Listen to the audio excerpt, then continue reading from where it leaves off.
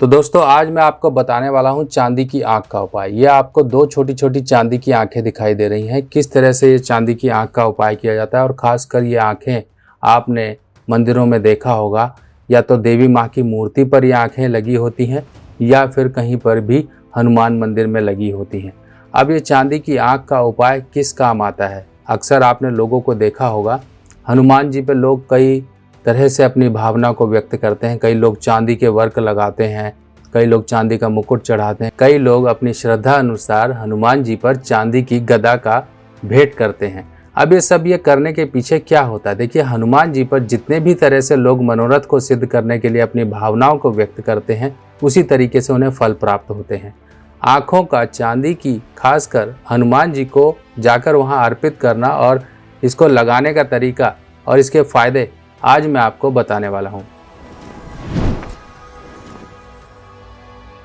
तो दोस्तों, चांदी की आंखें हनुमान जी पर तब लगाई जाती हैं जब कोई व्यक्ति की कोई महत्वाकांक्षाएं अधूरी रह रही हो, कोई इच्छाएं पूरी ना हो रही हो, कोई किसी तरह से घर में परिवार में किसी प्रकार से नज़र दोष लगी हो, या फिर कोई ऊपरी साया हो, या फिर घर में गृह क्लेश रहता हो, व्यक्ति किसी कोर्ट कचहरी के झंझट में फंस चुका हो और व्यक्ति के दुश्मन बहुत ज़्यादा हो गए हों, तब इस केस में चांदी की आंखें लगाने का उपाय किया जाता है। और ये उपाय कैसे किया जाता है अभी हम ये समझते हैं। सबसे पहले तो आपको मंगलवार यानी कि शुक्ल पक्ष के मंगलवार का दिन तलाश लेना है। उस दिन शुद्ध होकर पूरी श्रद्धा से आपको पहले से चांदी की आंखें ले आनी है। आप अपने घर के आसपास के मंदिर को पहले देख लीजिए, वहाँ पे हनुमान जी की कितनी बड़ी मूर्ति है, या फिर आपके यहाँ पर कोई भी ज्वेलर होगा उसको ले जाइए, पहले तो दिखा लीजिए और वहाँ के पुजारी से बात कर लीजिए कि हम इस तरह से भेंट स्वरूप हनुमान जी को चांदी की आंखें लगाना चाहते हैं, तो उनसे परमिशन ले लीजिए। उसके बाद वहाँ पर जो भी ज्वेलर होगा वो साइज़ वगैरह देख लेगा कि कितनी बड़ी आंखें बनानी है। और कई बार तो ऐसा होता है कि मूर्ति इस तरह की होती है कि आप मार्केट से खुद भी अंदाज़ा लगा कर देख सकते हो कि कितनी बड़ी आपको आंखें की ये पत्ते टाइप की होती हैं, बिल्कुल पतले पतले होते हैं। इस तरह से आप लेकर हनुमान जी पर अर्पित कर सकते हो। आपको लेना है चमेली का तेल, सिंदूर और साथ ही साथ लड्डू और साथ ही साथ चोला। अब ये सब चीज़ें लेकर मंगलवार की सुबह जाइए और वहाँ पर बैठकर आप प्रार्थना करिए, सब कुछ करिए, अपनी श्रद्धा को व्यक्त करिए, अपनी इच्छाओं को व्यक्त करिए। उसके बाद हनुमान जी पर आप चमेली का तेल और सिंदूर का लेप लगाइए। चमेली का तेल सिंदूर का लेप लगाने के बाद ये आंखें आराम से चिपक सकती हैं। उसके बाद चाहे तो आप इसमें भी थोड़ा सा लगा सकते हैं और आप बिल्कुल श्रद्धा से अपने सिर को ढक के रखिएगा। श्रद्धा से आप ये आंखें वहाँ पर लगा दीजिए और बैठकर वहाँ पर आप हनुमान चालीसा का पाठ जरूर करिए, ताकि आपकी श्रद्धा और ज़्यादा इम्प्रूव हो सके, आपका कंसंट्रेशन बढ़ सके, आपकी एक विश्वास में वृद्धि हो सके। ये करिए, देखिए आपकी जो भी इच्छा अधूरी है, जो भी परेशानी तुरंत इंस्टेंट रूप में खड़ी है, या फिर ऐसी परेशानी जिससे आप निकल नहीं पा रहे हो, उनसे निकलने का रास्ता खुद ब खुद स्वयं भगवान हनुमान जी की शक्ति से आपके जीवन में आ जाएगा। ये देखिए, है तो श्रद्धा भरा उपाय और इसमें लगता कुछ नहीं है। जो पूजा पाठ की सामग्री आप लेके गए थे वो, और मार्केट से मुश्किल से ये दो आंखें 100-150 रुपये की आपको मिल जाएंगी। हल्की से हल्की ले लीजिए और ये आप करिए। देखिए, इससे एक तो सबसे पहला असर क्या होता है, इसके पीछे लॉजिक क्या है ये समझिए कि चांदी जो है चंद्रमा का रूप है और मंगल यानी कि हनुमान जी जो कि मंगल के अधिष्ठित देवता हैं।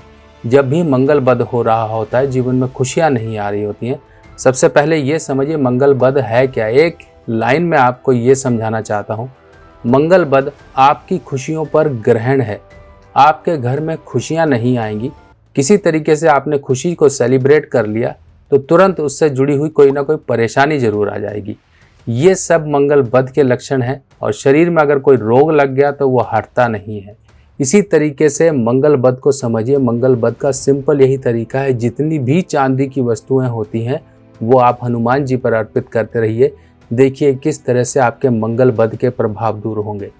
और इसके साथ साथ जो लोग भी हनुमान जी पर चांदी का वर्क चढ़ाते हैं वो वर्क भूल कर भी ना चढ़ाएं। इससे रिलेटेड वीडियो मैं ऑलरेडी बना चुका हूँ, तो ध्यान से समझ लीजिए। चांदी का वर्क शुद्धता से नहीं बनता है, ये चमड़े से इस्तेमाल से जाकर बनता है। तो ऐसी गंदी चीज़ें हनुमान जी पर भूल कर भी ना चढ़ाएं।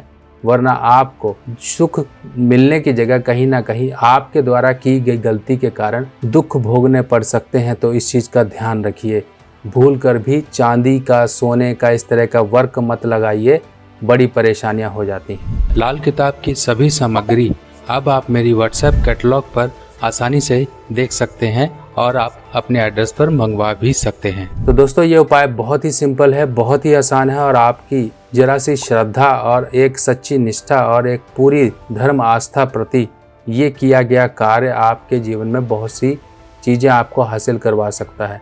किसी भी प्रकार की जो आपकी जेन्युइन डिमांड्स हैं और जिनके लिए आप स्वयं प्रयासरत हो, कुछ मेहनत कर रहे हो, तो उस आपकी प्रैक्टिकल एफर्ट्स के साथ साथ आपको स्पिरिचुअल एक सपोर्ट भी मिल जाती है। तो तरीका यही है, ये नहीं कि आप ऐसी डिमांड्स लेकर हनुमान जी पर आंखें लगाने जाएं जो डिमांड्स पूरी ही नहीं हो सकती हैं। हो सकता है आपने कहीं से 10 लाख का कर्जा ले रखा हो और आपकी इनकम ना हो और आप ये कहें जाके हनुमान जी से कि मेरा कर्जा उतर जाए।